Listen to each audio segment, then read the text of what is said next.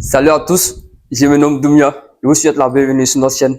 Aujourd'hui, dans cette petite vidéo, nous allons voir le théorème de l'inertie cinétique et ensuite on va voir le théorème du centre d'inertie qu'on appelle encore la deuxième loi de Newton.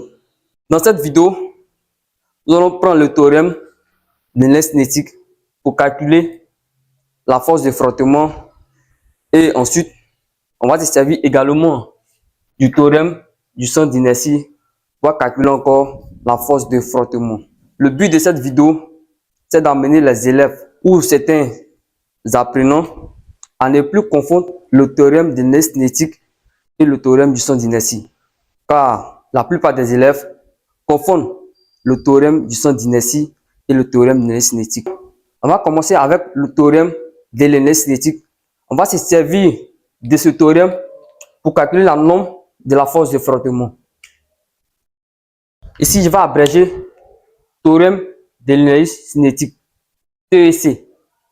Pour pouvoir calculer d'abord la norme de la force de frottement, il faut faire une étude dynamique. C'est-à-dire quoi? L'étude dynamique consiste à faire quoi? Ici, on va préciser le système ici d'abord. Le système ici, c'est le solide de masse petit m. Le solide de masse petit m ici. Notre référentiel ici. Ici, on est sur la Terre. Donc, référentiel, ici, on va dire terrestre, qui est toujours supposé galiléen. Supposé, terrestre, supposé galiléen. Galiléen, ici, bilan des forces. Nous avons combien de forces ici? Le poids P du solide. Le poids P du solide. La réaction normale Rn. La force de frottement.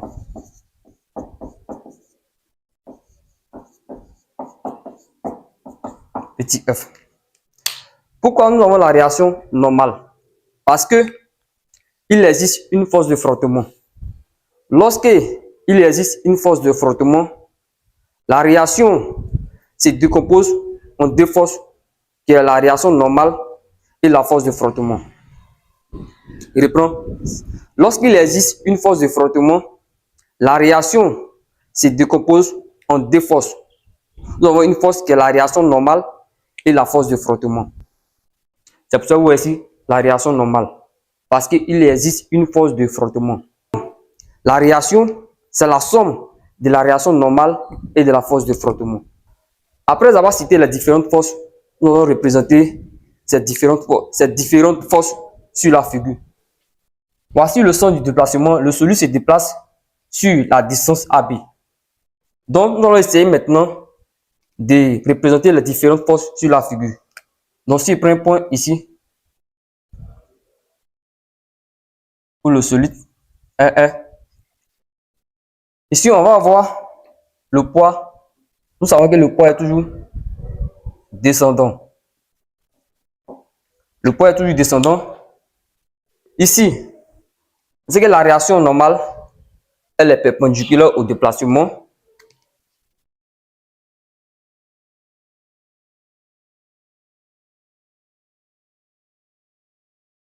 Ça, c'est la réaction normale. Elle est toujours perpendiculaire au déplacement. Maintenant, la force de frottement.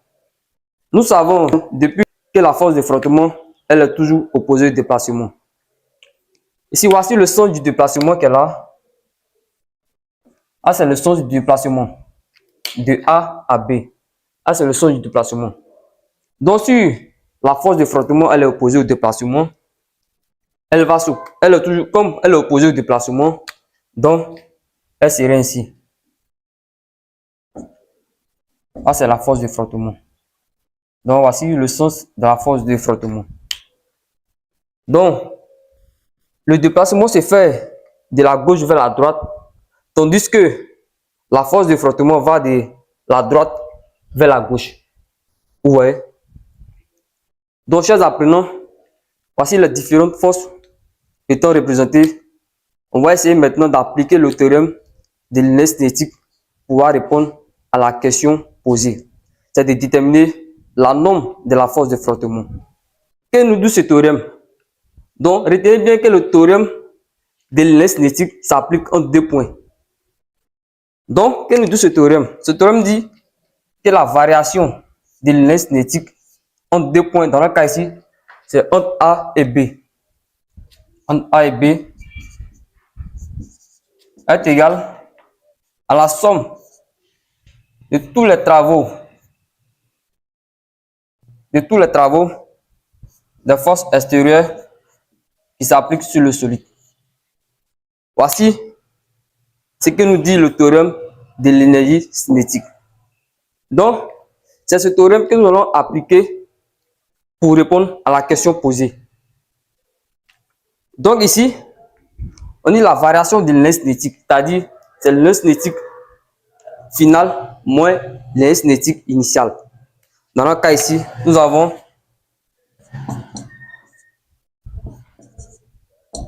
l'énergie cinétique au point final qui est B moins l'énergie cinétique initiale qui est A est égal ici. On dit la somme des travaux de toutes les forces extérieures qui s'appliquent sur le solide en question. On a le poids, la réaction normale et la force de frottement ici.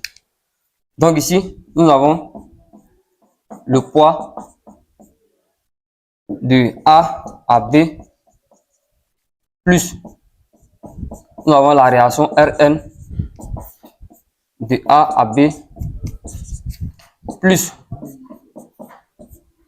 la force de frottement de A à B.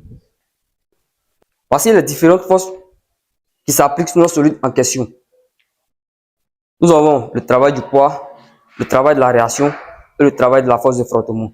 Or, ici, on nous dit que la vitesse au point A égale à 0 m par seconde. Qu'est-ce que nous allons faire? Ici, on va essayer de développer l'énergie cinétique au point B est égal à 1 demi de m par la vitesse au point B au carré moins 1 demi de m A au point A, la vitesse au point A au carré est égal à quoi ici? Le solide descend ici, c'est de A à B, ça y est, le solide descend. Lorsque le solide descend, nous avons un travail qui est moteur ici. Nous avons un travail moteur ici. M, G, H. Ici, H ici, c'est la hauteur. Quelle distance de A à B? Donc, c'est important de préciser. C'est la hauteur du point A au point B.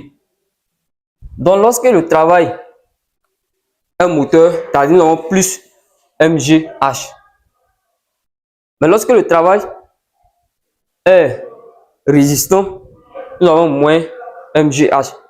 Ici, lorsque le solide descend, nous avons un travail qui est moteur. Mais lorsque le solide monte, nous avons un travail qui est résistant. Là, on va faire affecter d'un signe moins ici. Mais dans le cas ici, puisque le solide descend, on aura tout simplement un travail moteur dont le poids ici, on aura MGH. La hauteur ici, donc pourquoi mettre AB ici? Puisque nous travaillons de A à B. C'est important de préciser. Plus la réaction ici est égale à la réaction normale Rn scalaire la distance AB. Nous avons plus encore la force de frottement scalaire AB. Ouais. C'est ça que nous trouvons. Donc, qu'est-ce que nous allons faire ici? Je vais essayer de mettre en facteur ici. Il reste 1 demi de M, facteur de la vitesse au point B carré moins la vitesse au point A carré, qui est égal à quoi ici? À M, G, H de A à B. Donc, après, nous allons déterminer la hauteur. La hauteur H de A à B. On dit plus ici. La réaction Rn scalaire AB, c'est quoi? Nous avons un produit scalaire ici. Qu'est-ce que nous allons faire? Si nous avons un produit scalaire, exemple, je vais faire rappel. Si vous avez A, ici scalaire B, ici, c'est égal à quoi? Si vous avez un vecteur A, scalaire un vecteur B, donc c'est égal à quoi? On prend la norme de ce vecteur ici, la norme de A, multipliée par la norme du vecteur B, par cosinus de l'angle formé entre les deux vecteurs en question A et B. Vous voyez? Ici, nous avons la réaction Rn scalaire la distance AB. Donc, puisque Rn, ce n'est pas un vecteur unitaire, donc sa norme égale à Rn multiplié maintenant par la norme de A, c'est une distance égale à AB encore, par cosinus de l'angle formé entre les deux vecteurs. On remarque quoi? Nous avons bien dit ici que la réaction Rn est perpendiculaire au déplacement AB. C'est-à-dire l'angle formé entre les deux vecteurs, c'est l'angle de pi sur 2. Donc, on aura ici cosinus de pi sur 2. Vous voyez tout simplement. On dit plus quoi? Également, nous allons faire même chose pour la force de frottement scalaire AB. Qu'est-ce que nous allons faire? Puisque ici, F ici, c'est pas un vecteur unitaire. Donc, sa norme égale à elle-même égale à F fois AB. Maintenant, cosinus de l'angle formé entre les deux vecteurs. On va sur la figure. Qu'est-ce qu'on remarque? On remarque que le déplacement de AB, de A à B, se fait de la gauche vers la droite. Tandis que le déplacement de la force de frottement se fait de la droite vers la gauche. Donc, qu'est-ce qu'on peut dire? On remarque que les deux vecteurs ici sont collinéaires, mais de sens opposé. Nous savons en mathématiques, lorsque deux vecteurs sont collinéaires de sens opposé, l'angle formé entre ces deux vecteurs, c'est un angle de pi. On aurait ici cosinus de pi. Donc, si on reprend ici, on aurait ici 1 demi de m vb carré moins va carré égale à m g h. On dit plus. Or, on sait très bien que cosinus de pi sur 2 égale à 0. Donc, toute cette partie, elle ne va plus exister. Donc, chers apprenants, beaucoup d'exercices, ce n'est pas obligé de faire comme je l'ai fait. Donc, ça va vous montrer comment nous trouvons 0 ici. Donc, au cours d'un exercice, vous pouvez aller vite, vous précisez à côté tout simplement que le travail de la réaction ici égale à 0. Vous mettez à côté car ici, seulement que la réaction Rn est perpendiculaire au déplacement AB. Au cours d'un exercice, ce n'est pas obligé de faire comme moi je l'ai fait ici. Donc, plus encore, on aura quoi encore ici? On dit F fois AB fois cosinus de pi. Or, nous savons que cosinus de pi égale à moins 1. Donc, on aura ici moins F fois AB. Ici, tout simplement, vous voyez, ici 1 demi de M VB carré moins VA carré qui est égal à quoi? MG HAB. Ici, moins F fois AB. Ouais. Maintenant, la question ici, c'est de trouver la force de frottement ici. F. Qu'est-ce que nous allons faire ici? On va essayer de diviser ici par M ici, par M ici, par M ici, et diviser par 2 de part et d'autre. Donc, on aura ici VB carré moins VA carré égale à quoi ici? Donc, si c'est divisé par M ici, les 1 vont partir ici. Donc, ici, il est divisé par M ici encore également. Donc, multiplié par 2 ici, par 2 ici. Donc, j'aurai ici 2G H. Ici, moins 2F AB le tout divisé par m ici. Que vous avez compris ici. C'est simple ici. Ici, on a mis de part et d'autre par 2, ici par 2, ici par 2. Et il est divisé par m ici, par m ici, par m ici. Le 1 va venir ici. Puisqu'on n'a pas de m ici, le 1 va venir au dénominateur ici. Donc, qu'est-ce que nous allons faire encore ici? Le but, c'est de déterminer la force de frottement ici. Or, ici, on nous a dit que or VA égale à 0 mètres par seconde. Donc, LP partie. Donc, finalement, on aurait ici VB carré égale à quoi ici? Égale à 2G HAB moins 2F AB sur M. Ouais. Maintenant ici, qu'est-ce qu'il va faire ici? Il va essayer de déterminer la hauteur H ici. Vous faites horizontal point de départ, horizontal point d'arrivée. Donc, horizontal point de départ ici, horizontal point d'arrivée ici, qui est là. Horizontal point de départ, horizontal point d'arrivée. Donc, voici la hauteur qui est là. Et cette hauteur qu'on appelle la dénivellation. Donc, voici la hauteur AB qui est là. On remarque quoi? Que l'angle alpha est opposé à la hauteur AB. Donc, c'est sinus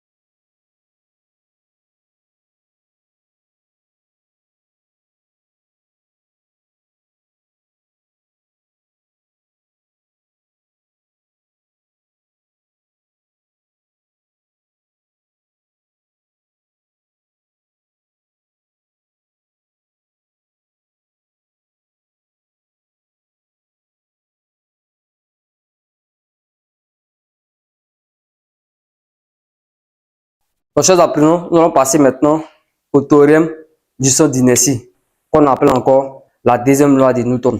Quand j'ai fini avec le théorème d'inertie cinétique, j'ai constaté que le micro était éteint. Quand j'ai appliqué le théorème de l'inertie cinétique, nous avons trouvé que la norme de la force de frottement était égale à M facteur de G sinus de alpha moins VB carré sur DL. Ici. Donc ici, on va essayer d'appliquer encore le théorème du centre d'inertie pour calculer la norme de la force de frottement. Donc ici, nous allons plus reprendre l'étude dynamique. Que nous dit le théorème du centre d'inertie? Ce théorème dit que la somme des forces extérieures est égale au produit de la masse par le vecteur accélération. Voici ce que ce théorème nous dit. Ici, au début, quand on a fait l'étude dynamique, on avait quoi? On avait trois forces ici. Ici, on avait le poids P plus la réaction Rn plus la force de frottement égale à MA. Ouais, tout simplement. Voici les différentes forces qu'on avait au départ. Donc ici, qu'est-ce que nous allons faire ici? Qu'est-ce que nous allons faire? On va essayer de projeter ici. Donc ici, qu'est-ce qu'on va faire ici? Elle est simple. Ici, si je prends un axe ici, comme ici, le sens du déplacement se fait de A à B ici. Si je prends ici, si je prends un axe ici, et ici, il se prime ici. Donc, qu'est-ce que nous allons dire? Projection suivant l'axe is ici. P is plus R N suivant is plus F is égale à quoi? M A is. Voilà ce que nous trouvons ici. Ces apprenants. Voilà ce que nous trouvons. Donc, qu'est-ce que nous allons faire? Ici, voici l'as is prime is qui est là. On remarque quoi? Que le poids, l'angle qui est ici. L'angle qui est ici. Alpha peut venir se retrouver ici. Donc, on aura ici notre alpha ici. Tout simplement. Donc, si on a notre alpha ici, or ce côté est comment par rapport ici à ici. Donc, c'est comme ici, on aurait ici P ici. Ouais, on aurait ici P ici. Donc, P ici est comment par rapport à l'angle alpha. C'est le côté opposé. Donc, on prend tout simplement l'hypoténuse fois sinus de l'angle alpha. Donc, ça sera P sinus de l'angle alpha. Or, quand on constate pour la réaction, ici, la réaction R est comment par rapport à l'as ici. À l'as is prime ici. Donc, remarquez la réaction R est perpendiculaire à l'as is prime ici. Donc, sa pression, elle fait 0. Plus 0. Maintenant, si on vient F is, on voit que F, le sens de F, c'est de la droite vers la gauche. Tandis maintenant que l'as is prime is, c'est fait de la gauche vers la droite. Nous on ici moins F. Multiplié par quoi? M. Ici, A is. On voit que A is, comme le déplacement se fait de la gauche vers la droite, on voit que A is est suivant le sens du déplacement. Donc, on ici plus A ici. A is égale à A. Or, ici. Or, P égale à M, G. Donc, on a ici M, G sinus de l'angle alpha moins F multiplié par M, A. Donc, ici, on va trouver quoi ici? Ici, c'est multiplié le tout par un moins ici. Qu'est-ce qu'on a ici? Ici, par un moins et ici, par un moins. Donc, qu'est-ce qu'on va avoir ici? Si on multiplie les deux par un moins, donc ici, il y aurait ici moins M, G sinus de l'angle alpha, ici plus F qui est égal à moins M, A. Donc le but ici, il veut trouver F ici. Donc c'est F égale à quoi ici? Il envoie lui là. Il envoie MG sinus alpha de l'autre côté. Donc ici, plus MG sinus alpha. Ici, moins M, A. Donc ici, qu'est-ce qu'il veut faire encore ici? Cela implique quoi? Ici, il met M en facteur. Je quoi ici? F ici qui est égal à M.